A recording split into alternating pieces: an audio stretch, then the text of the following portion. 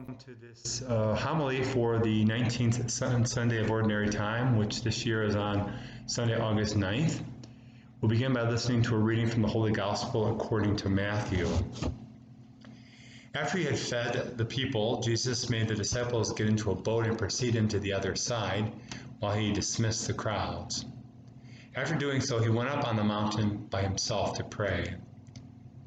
When it was evening, he was there alone. Meanwhile, the boat, already a few miles offshore, was being tossed about by the waves, for the wind was against it.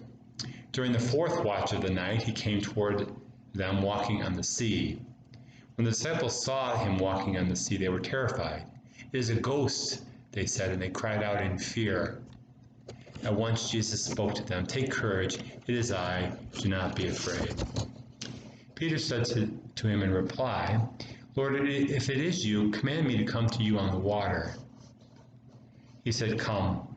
Peter got out of the boat and began to walk on the water toward Jesus. But when he saw how strong the wind was, he became frightened and beginning to sink, cried out, "Lord, save me." Immediately Jesus stretched out his hand and caught Peter and said to him, "O you of little faith, why did you doubt?" After they got into the boat, the wind died down.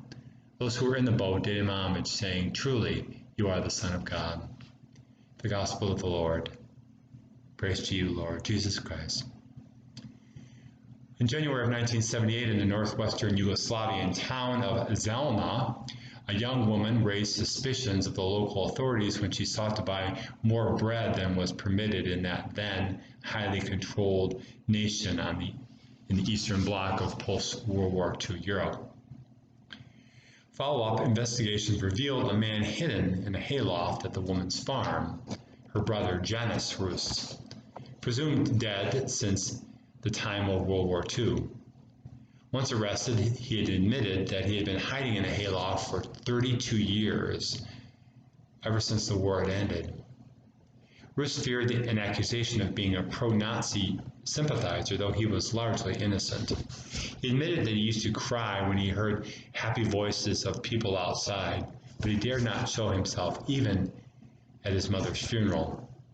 He said, "If I had not been discovered, I would have remained in hiding, so I'm happy that this has happened." Throughout those years, he did nothing. He never left the house and could only look down at the village and the valley. And once discovered, the few persons still surviving from the wartime years testified that he had no significant pro-Nazi sympathies, and that he was almost then immediately released and set free. He then lived the remaining 23 years of his life free from hiding, even living to see the fall of the Berlin Wall and the liberation of his native Slovenia from its post-war communist history. Well, we must marvel at Rus's story, a long part of his 87 years of life spent in self-imprisonment, chained by fear. It seems a terrible, ironic tragedy, particularly since once he was discovered, he was quickly exonerated from his actions and set free. It seems like such a wasted, squandered life. I wonder, however, how much of his story is in each of our stories? How much has fear, too, robbed us, each of us, from some life? Well, the dominant emotion at work in the disciples in today's gospel is indeed fear. There we're told the disciples, being in a storm-tossed boat, where it was recounted, meanwhile the boat, already a few miles offshore, was being tossed about by the waves, for the wind was against it. And during the fourth watch of the night he came toward them, walking on the sea. When the disciples saw him walking on the sea, they were terrified. "It is a ghost," they said, and they cried out in fear. The biblical word for fear used there, phobos, is insightful in its connotation. It means literally fleeing. When we're fearful, we want to flee that which gives rise to fear. And yet the disciples are in a storm-tossed boat in the middle of a lake, and as they see Jesus walking toward them on the water, there really is no way they can escape. Yet Jesus teaches in the figure of St. Peter that the Lord himself is the escape from fear, as he invites Peter to come to him and then reaches out his hand to catch St. Peter. So freedom comes from fleeing to Jesus. The figure of Generous Ruth illustrates for all of us where fear thrives when we turn in on ourselves. Far from reaching out for a remedy for his fear, we see in Ruth the truth that fear demands that we close in on ourselves, hold tight to it, and allow it to dominate our thoughts, feelings, and life.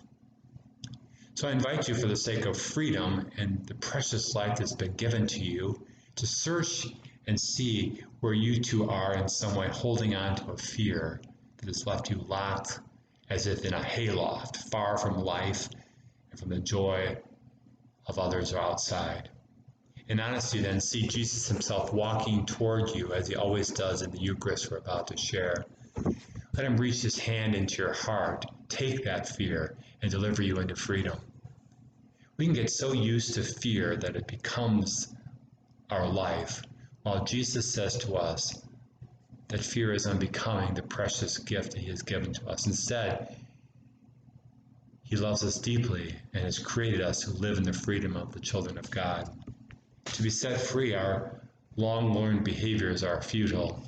Freedom comes when we turn from ourselves to the perfect mercy and love of the Lord, who desires to deliver us from fear into life. Jesus wants us to live not in fear, but in freedom. No matter our failing, his mercy is more powerful. In the Eucharist, then, see him coming toward you and saying, "Take courage, it is I. Do not be afraid." Reach to him, he who loves you, and come into life again. God bless you all, and may the Lord indeed touch you with his mercy this week, so that you might be restored to fuller life.